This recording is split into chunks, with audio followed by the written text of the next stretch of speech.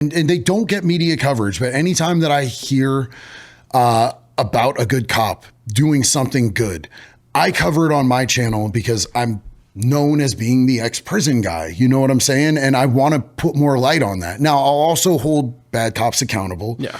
You know what I'm saying? Like, I know there was the case out there in Volusia County where the cop was in his car, in his uniform, going around and extorting prostitutes into doing favors for him. And Sheriff Chitwood, gangster mother, I love Sheriff Chitwood, bro. Like, and I know him personally on a certain level, not like super well, but like that dude's a gangster. He ended up taking the dude's, he prosecuted the dude to the full extent.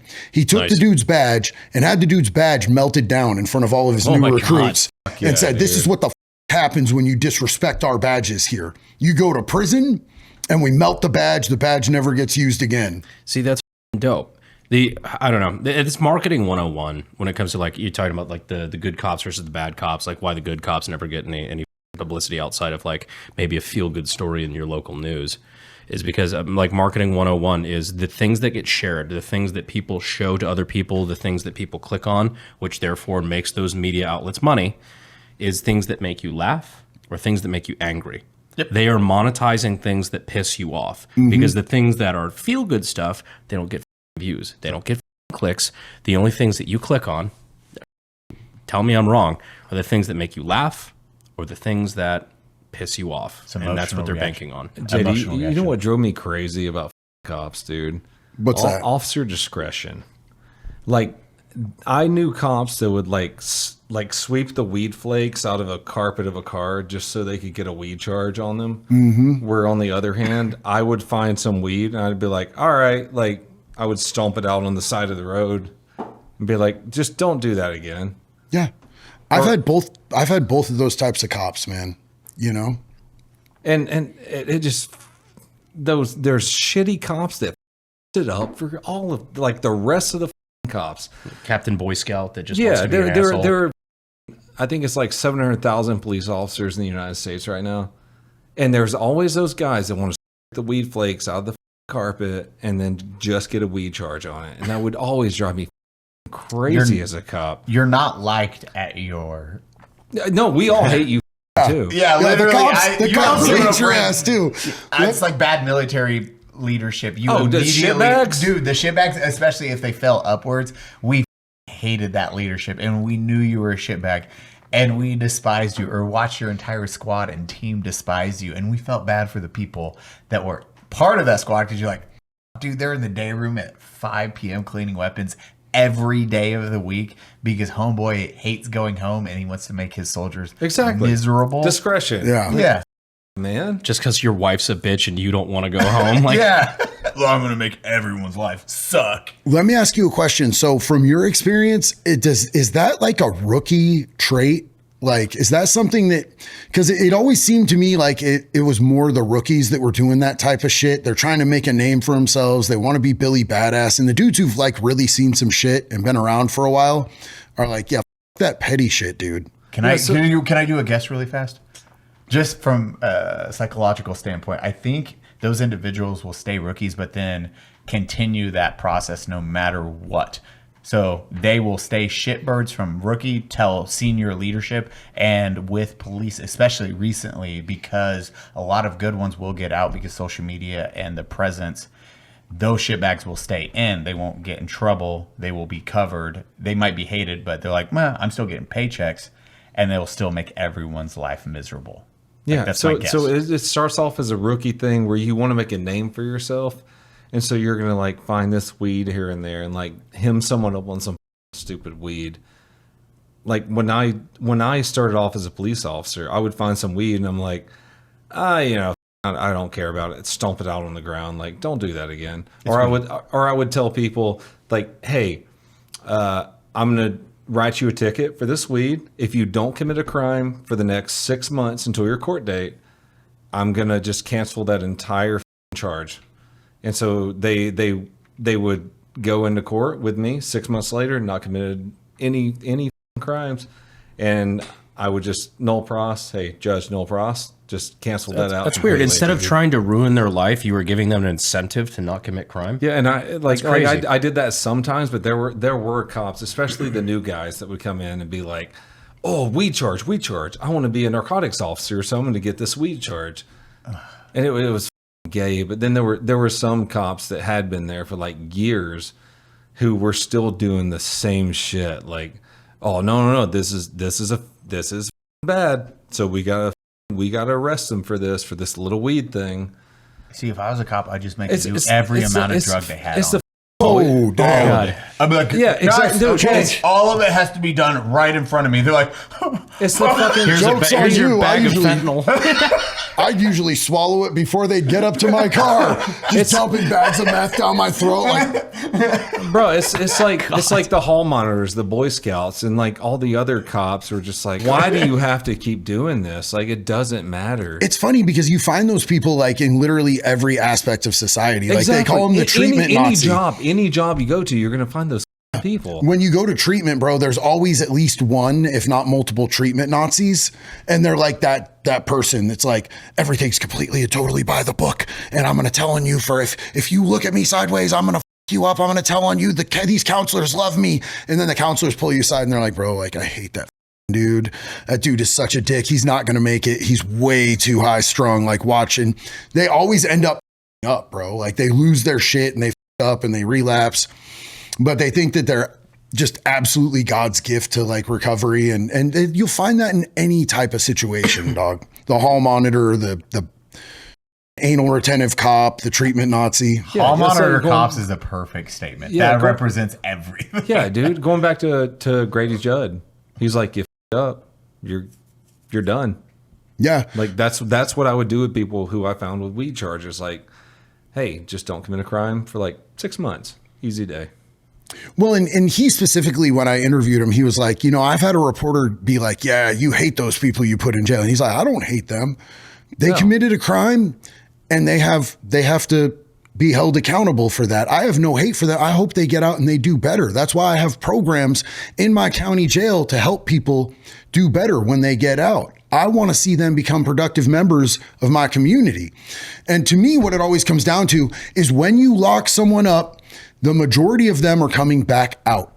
Who do you want as a neighbor, bro? Who do you want your kid to pass on the sidewalk on their way to school? Do you want somebody that you locked in a cage and you kicked them for 10 years? Or do you want somebody that while they were in there, you gave them a job so they learned a routine, they learned some skills, they now have something they can take out of there? And some of the things that we're lacking in there are just simple shit that I don't even think the prisons are really thinking about. Like you need a class before people get out to teach them how to fill out job applications, file their taxes, bro. Like these simple things that normal people are just like, oh, that's just common sense. You don't understand where these people are coming from, man. Like if they knew how to fill out a job application and they could sit in front of somebody and interview, they might not have committed those crimes. I'm not saying it's anybody else's fault. It's their fault for not seeking those types of services and getting that education. But a lot of these people weren't afforded the opportunity. And I'm not the big like, oh, we need to feel sympathy for all of these criminals type of dude. Like, no, two things can be true at the same time. Yeah, exactly. It can be true that it is their fault, but also be true that they didn't have the resources and that we can fix that. These people are up. These people need help. If they get out before they get help, they're more than likely going to damage the community again. And we're going to have to pay for their existence in prison again. And isn't it better if we just get them the nominal amount of shit they need to be successful and reintegrate into society? And that's where I think the concern with private prisons comes back into play, because it's like, okay, well now, just like anything else in life, you follow the money.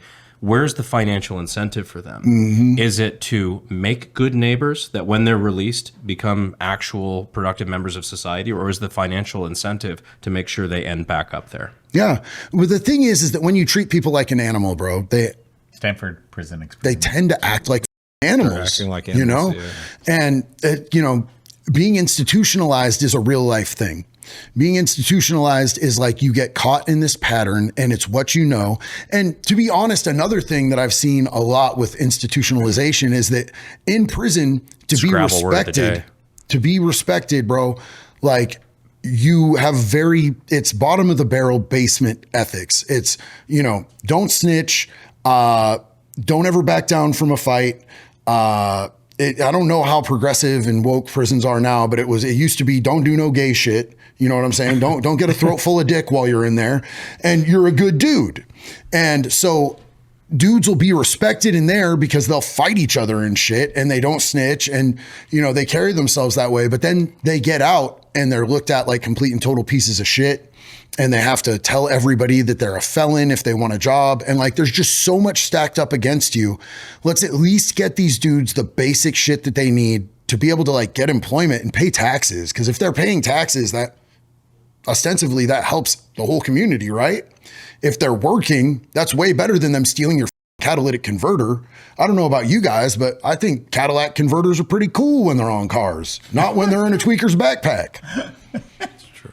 It's a hard one. It is, because it's so many layers. As I said, the Stanford prison experiment was, hey, look, this is an experiment with people from Stanford, both on different sides, males, just males, I want to say. And it was the 20, how many people? Oh, you're talking about where they put some people as guards and they put some people as prisoners. And it's a thought experiment. And they still, literally, it was 24 male undergraduate students were selected, randomly assigned to either prisoner or guards in a mock prison set up in a basement at Stanford University. Findings: the guards quickly adopted just authoritarian behavior, abusive behavior, literally instant, just signs of psychological distress and learned helplessness. They displayed that instantly with friends, like going into this thought experiment, and they immediately were like, oh, I'm in control. F you. We're going to restrict showers. We're going to make you feel like pieces of shit to make you do what we want you to do. And it got out of control really fast. And that's Stanford graduate. Like, what would be To sick? be fair, they were a bunch of queers, probably. What would be sick is to redo that with a bunch of YouTubers. That would make such sick content to redo that with a bunch of YouTubers and just see what the happens. I don't know. Watch this. The study abruptly ended 6 days due to escalating abuse and psychological breakdowns. That is how long that 6 fucking days lasted. Yep. And these are Stanford undergrads. And all it lasted was 6 days of like, whoa, this got really out of control. You're like, let's do that with YouTubers. And like, I'm just seeing like the next Mr. Beast video. I turned 50 of my friends into psychopaths. for $1 million. JD, did the guards not do better when they were nicer to them, though? I'm telling you this right now. Like, it depends on whether it is a minimum security or a maximum security. I liked max security because the guards were chill, bro. They were not up your ass. They were not disrespectful. They were not trying to like Billy Badass you all the time, because they knew these people have nothing to lose and they will run a piece of steel in me. The minimum security, everybody was like concerned about staying there and like, oh, I don't want to go to OSP. It's scary as shit there because people get stabbed and butt. I liked OSP. I never got stabbed or butt there. You know what I'm saying? But the cops in the maximum security that are like, they're mainly like more veteran COs. They were chill. They did great. Like some of them were respected. I know a CO who got a whole sleeve done in there by one of the best artists in there. No like shit. His whole sleeve is just prison work. And he brought in professional street ink and dude slung him down while he was working his shifts. That's kind of cool. That shit is hard, bro. That shit is hard. And everybody respected that CO. He was super cool. So where'd you get that? In prison? Oh, you went to prison? Not really. I worked there. Yeah. I worked there. There were neat. captains that came up from being, just a regular officer that could come and sit at every gang table because they were respectful. And like they would come during meals every once in a while and they'd come sit at my Irish Pride table and be like, what's up, you guys? Everything going good? Like, what's going on? And, it's the same dude that you could go to if you needed a cell move. Be like, hey, man, I'm thinking about killing my cellie. I'm having intrusive thoughts about stabbing him in his face 38 times. And I'd like to move this other dude into my cell. And he'd be like, yeah, it's done. You're good. And It's like the Green Mile. Remember that little cocksucker Yeah. they brought in? They brought the governor's son. Yeah, came it's in, literally and he was such a shitter. God, But what then is his like name in it? like Tom Hanks all the time he's like, no, we got to treat them with respect. Like they're Be nice. yeah, they're just here. Be Nepotism. nice. Mm-hmm. And then they brought that kid in. He's just such a shitter, and everyone hated him. That's why the entire prison block like blew up and started being angry at everyone. Well, there was a female, God, was she a sergeant? I think she was a sergeant, a female sergeant at Snake River that got put on the gang task force. Because there were so many gang members out at Snake River, they had their own gang task force out there, and she was in charge of the gang task force. And she loved to do cell searches. And she'd go into your cell and she'd tear all your shit apart, you know, your private books. Unnecessary shit. Unnecessary. You would go back into your cell and you would find pictures of your kids in your toilet. Oh, fuck. And like, you've got dudes in there doing life who are never going to see their kids again. You know, they haven't seen their kids, and that picture of their kid is their child to them. That's all they have of their child. And this bitch just goes in and throws them in the toilet. And she's doing this to gang members. So like 3 of the gangs got together and they're like, we need to do something about this broad.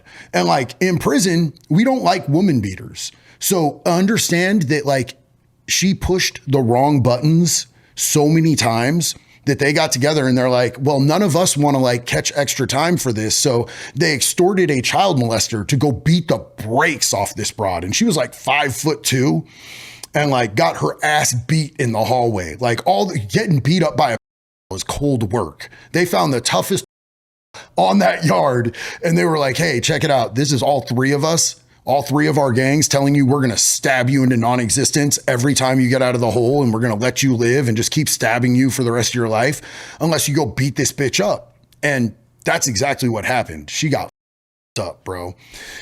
I don't think she did any cell searches after that, though. No. Yeah, That's that was the cop I was talking about. That weed flakes Yep. out of the carpet just to get a weed charge. Did she quit after that?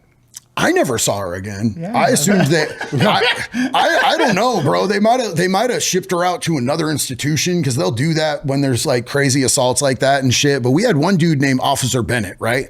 And when you're walking down, so Snake River is nice and it's newish looking and it looks like a college campus, lots of long corridors, and you're walking from your unit to chow and there'll be just a bunch of COs lining the walls and they have these little closets and they'll be like, inmate, get over here, get in here. And they'll like just pull you over on your way to chow and they'll strip search you, make you bend over, squat and cough and everything just on your way to breakfast at 5:30 in the morning.